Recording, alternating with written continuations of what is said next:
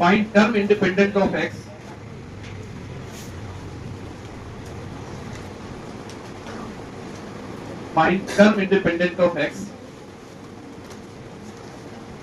in the expansion of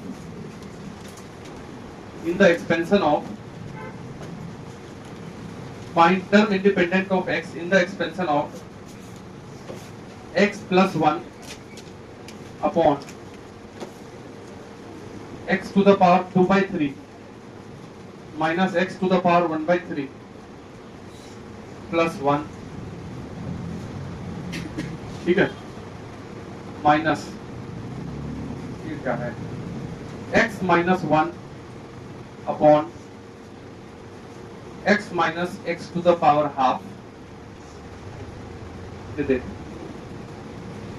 इस पे power है 10।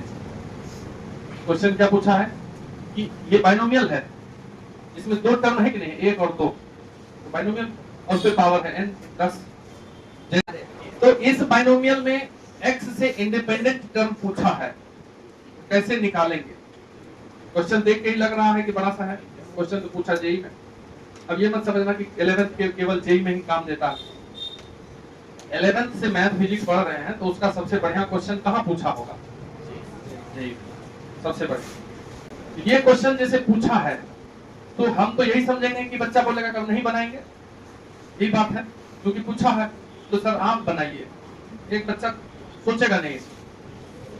यदि सोचने का हो तो क्या सोचोगे ये बताओ, पहले हमको कोई बताओ। यदि तुमको स्टार्ट करना हो इस क्वेश्चन को तो कैसे करें बताइए? डायरेक्ट जनरल टर्म यदि लिखेंगे तो फंसेंगे, क्योंकि टर्म का जो ये है, ये वाला एक है और एक तो बड़ा बड़ा लिखा हुआ है, तो उस पे पावर देंगे, ये करेंगे तो कचरा होना ही है, बनेगा ही नहीं, फंसेगा। हो सकता है कि यही सॉल्व होता होगा, डिवाइड है कि नहीं, हो सकता है ये दोनों कट जाता। बात समझिए क्या बोल, यदि a बाई बी लिखा हुआ है तो हो सकता है कि ये a ऊपर वाला नीचे वाले से डिविजिबल होता होगा, और अगर हम रफ में भाग दे दिए तो कट के एक छोटा सा चीज आ जाएगा, ऐसा संभव है।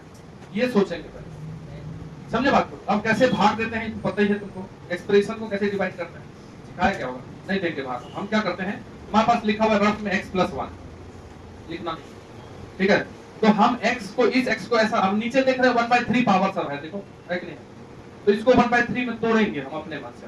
तो इस x को तुम लिख सकते हो क्या, x पे पावर 1/3 पे पावर 3, देखो x प्लस 1 तो 1 पे power 3, a cube plus b cube लिखना, ये a cube plus b cube पे तोड़ दिया, अपने मन से ब्रेक कर दिया। a cube plus b cube क्या होता है तो पूछना तो पाप है, आधा आदमी बोलेगा नहीं जानते हैं, ठीक है।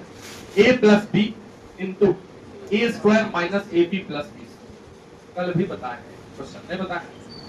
तो a cube plus b cube को ब्रेक करते हैं, a प्लस b x पे power 1/3 plus 1, a cube sorry a square x पे पावर 1/3 का स्क्वायर कितना हो जाएगा, x पे पावर 2/3, अरे x पे पावर 1/3 पे पावर 2, तो 2 into 1 2/3 माइनस ab लिखना नहीं है, ab मतलब ये हो गया a और ये हो गया b, x पे power 1/3 into 1 plus b square 1 का स्क्वायर, यानी कि x प्लस 1 जो है वो टूट करके ऐसा लिखा जा सकता है, समझे।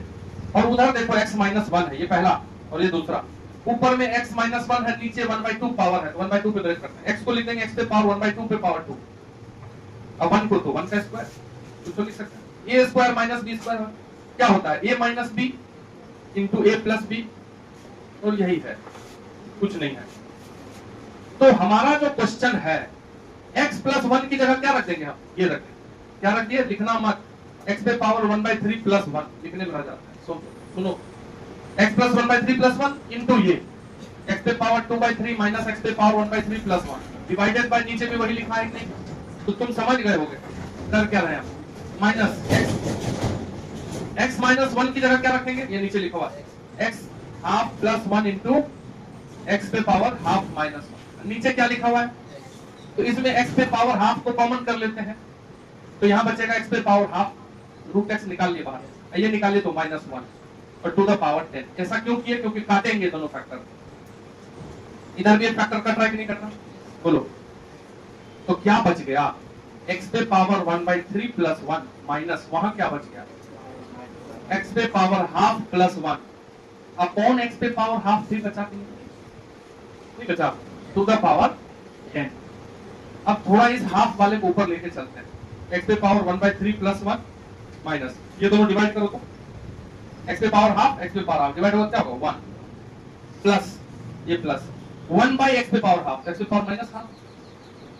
बोलिए कोई दुख है तो बोलो। अब ये 1 और 1 कटेगा कि नहीं, तो बचा क्या, x पे पावर 1/3 माइनस x पे पावर माइनस हाफ। अब देखो एक्सप्रेशन ये है, इसमें क्वेश्चन पूछ रहा, उसी एक्सप्रेशन को सॉल्व करके कहां तक लिया, यहां तक। इसमें टर्म इंडिपेंडेंट ऑफ x पूछ रहा, तो ये तो सिंपल, इसका जनरल टर्म लिखेंगे r + 1 थोड़ा सा दुख सहते हुए इसको नोट करिए पहले। दुख देखिए, हमारा जो बाइनोमियल आ गया वो ये आ गया, ठीक। अब इसमें क्या करोगे, जनरल टर्म लिखेंगे। जनरल टर्म क्या होता है भाई, tr + 1, तो ncr मतलब 10cr, यहाँ r + 1 है तो यहाँ r। अब दो, इसमें दो को है, x पे पावर 1/3 है, इस पे भी पावर देंगे, और x पे पावर माइनस हाफ है, इस पे भी पावर देंगे। पहला वाला पे क्या पावर दे दोगे, और इस पे r। आराम से इसको सजा देते हैं, 10cr x to the power 1/3 into 10 minus r, that is 10 minus r/3, ये 1/3 उसमें इंटू हो गया, और x पे power minus half into r, minus r/2, minus 1/2 into r। दोनों x ही है तो दोनों पावर को एक साथ कर दीजिए, दोनों में बेस में x है, तो इसका जो पावर है 10 minus r/3, यहाँ माइनस r/3 इस पे जाके जोड़ दीजिए, तो माइनस r/3। क्वेश्चन के अकॉर्डिंग क्या करना है, तो टर्म इंडिपेंडेंट ऑफ x निकालना है, इसको 1 मान लिए। x का जो पावर है 10 minus r/3 माइनस r/2, इसको क्या कर देंगे 0, तो यहां से r/2 को उधर कर लो, तो 10 minus r/3 equal to r/2, cross multiply कर देते हैं, तो 3r, ये दोनों into y equal to 2 into 20 minus 2r, 2r इधर आ जाएगा, तो 5r इज इक्वल टू 20, इसलिए r इज इक्वल टू 4। कौन सा टर्म होगा, fifth term is term independent of x, क्योंकि r इक्वल टू 4 को 1 में जाके रख दीजिए, जो 1 माना होगा, इसमें जाके रख देंगे r इक्वल टू 4, और अपना आंसर आ जाएगा। इसको हटाते हैं तो लिख दिए, वो ये जो 1 है इसमें जाके r इक्वल टू 4 पुट कर दीजिए, तो हो जाएगा t5 इज इक्वल टू, यहाँ r इक्वल टू 4 रखोगे तो 10c4, और x पे पावर जो है वो तो 0 ही है, तो इसी को 0 करके क्या हो गया, गलत। 10c4 को कैसे सॉल्व करेंगे, फैक्टोरियल 10, नीचे में 4 है तो फैक्टोरियल 4, और 10 minus 4 फैक्टोरियल 6। इसको सॉल्व करके कोई बता दो क्या आएगा, कितना आएगा 210। यही क्वेश्चन का आंसर। अब इतना नहीं निकल पा रहा है तो भाई गलत है, तब 210 सही आंसर। चलो, अगर तुम पढ़े इधर देखो, इधर 1 + x पे पावर n, जैसे सांस लेते हो वैसे इसको याद रखे हो, फट से बोल देना है। क्या लिखते हैं इसमें, nc0, nc1 x पे पावर 1, nc2 x पे पावर 2, एंड लास्ट में ncn x पे पावर। इसमें कोएफिशिएंट किसको बोलते हैं, इसको nc0, nc1, nc2, ncn। x नहीं होता है, x वाला को कोएफिशिएंट नहीं बोलते हैं, x वाले टर्म में जो लगा है उसको क्या बोलते हैं। तो यदि कोई हमसे पूछे कि sum of all coefficients in the expansion of 1 + x पे पावर n, नहीं समझे बात क्या बोल रहा हूं। यदि कोई अपने से पूछे sum of all coefficients in the expansion of 1 + x पे पावर n, तो क्या सोचेंगे, हमको क्या निकालना है, nc0 + nc1 + nc2, कोएफिशिएंट का प्लस, nc2 + nc3 + nc4 कहां तक ncn। तो तुम इसको गौर से देखो और ये बताओ कि क्या सोचें कि हमको इसका इसका इसका ये सबका प्लस मिल जाए, तो x हटा दिया जाए, x हटा दिया जाए मतलब मिटा दिया जाए, तो x की जगह 1 रख दिया। इसमें दोनों तरफ यदि x की जगह 1 रख दोगे, LHS में भी और RHS में, यहाँ 1 रखोगे तो क्या होगा 1 + 1 पे पावर n। इसमें जैसे ही x की जगह 1 रखोगे तो x वाला टर्म ही उड़ जाएगा, सब 1 हो जाएगा, क्योंकि x 1 पे पावर 1, तो बचेगा क्या से, बचेगा nc0 + nc1 + nc2 + nc3 and last वाला, यानी कि sum of all coefficients nc0, बाद में भी इस पे आएंगे हम, थोड़ा सा भी बता रहा हूं, nc2 + nc3 + ncn का वैल्यू होता है 2 पे पावर n। ये 1 + 1 2 पे पावर n। कैसे निकाले, कैसे निकाले, x की जगह 1। तो कभी भी किसी भी टॉपिक में अगर ये बात आ जाए कि किसी एक्सपेंशन में यदि सम ऑफ कोएफिशिएंट पूछ ले, तो हम उस एक्सपेंशन में दोनों तरफ क्या रखेंगे 1। जैसे क्वाड्रेटिक है, मान लो ax² + bx + c, कोई बोलेगा कि इसमें कोएफिशिएंट का सम बताइए a + b + c, कैसे निकालें, तो x की जगह क्या रख देंगे 1, निकल जाएगा a + b + c। समझ गए बात क्या बोल रहा हूं। तो जब भी सम ऑफ कोएफिशिएंट्स वाला क्वेश्चन आएगा, आता है, तो हम उस क्वेश्चन में x की जगह 1 पुट कर देंगे, तो क्वेश्चन बन जाएगा। बात समझ रहे पहले तो ये इतना लिख लो, फिर देते हैं question. Sum of coefficient in the expansion of, if sum of coefficient in the expansion of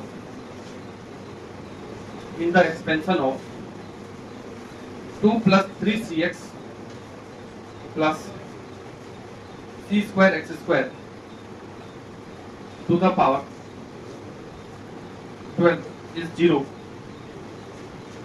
if sum of coefficient in the expansion of 2 plus 3cx plus c square x square to the power 12 is 0, find c का मान। तो सम of coefficient को निकालने के लिए x की जगह क्या रखते हैं, 1 रख दीजिए दोनों तरफ, x की जगह 1।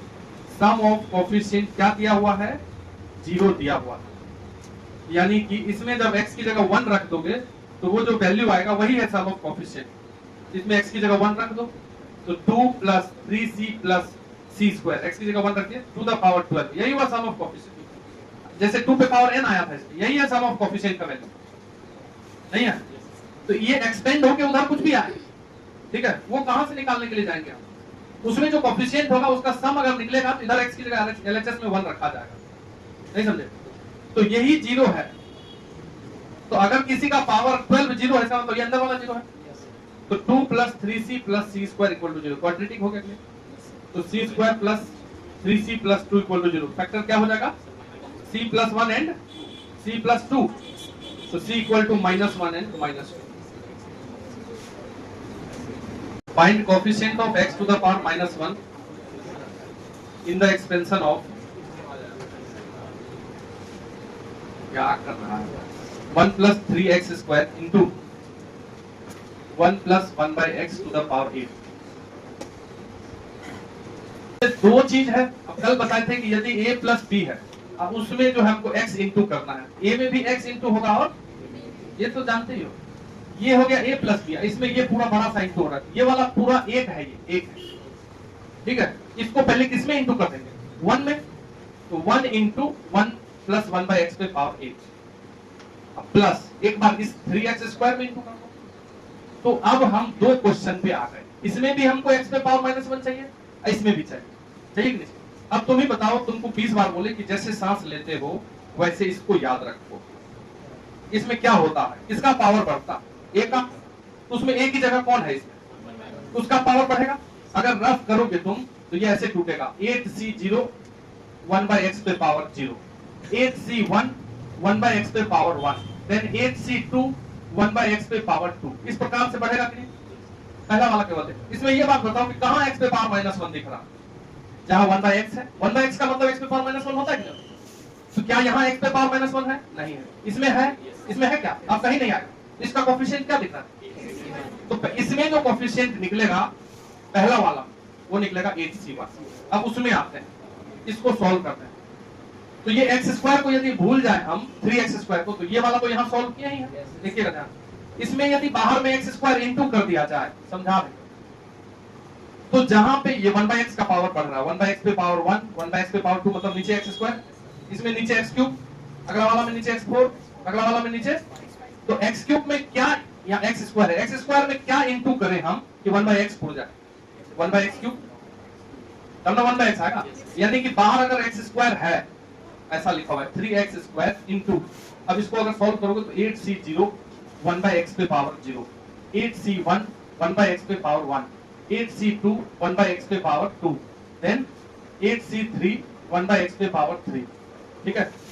तो इसको अगर आगे बढ़ाएंगे हम तो काम नहीं है, नीचे यहाँ x क्यूब आएगा नहीं, x क्यूब से जब ये x स्क्वायर कटेगा तो क्या बचेगा, x पे पावर -1, तो x पे पावर -1 का इसमें कोएफिशिएंट क्या होगा, बोलो 8c3, लेकिन ये 3 भी तो लगा रहेगा बाहर, 3 भी तो इंटू होगा, तो 3 इंटू 8c3, तो टोटल आंसर कितना आ जाएगा, ये बताओ आंसर कितना आ जाएगा, इसमें 8c1 और उसमें 3 8c3, ये आंसर होगा 8c1 प्लस 3 8c3। तो उसमें देखो देखो देखो, इसको तुम समझ गए, तो ये बोलो ना कि इसको समझे तो उसको समझेंगे। अरे हम ये बोल रहे हैं कि 1 प्लस, अगर कहीं भी 1 प्लस लिखा रहे कुछ भी 1 प्लस तुम टू द पावर n, तो ये तुम का पावर बढ़ेगा, तुम का पावर 0, तुम का पावर 1, तो 1 प्लस क्या है, तो 1/x का पावर बढ़ेगा।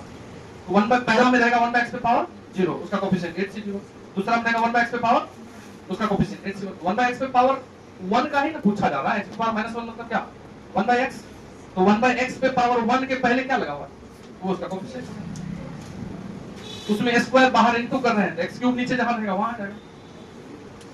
ये क्यों हुआ ऐसा जानते हो, जिस समय हम बता रहे थे उसमें एकदम फ्रैक्शन ऑफ सेकंड के लिए हम हट गए, कुछ भी दिमाग में आया, ठीक है, तो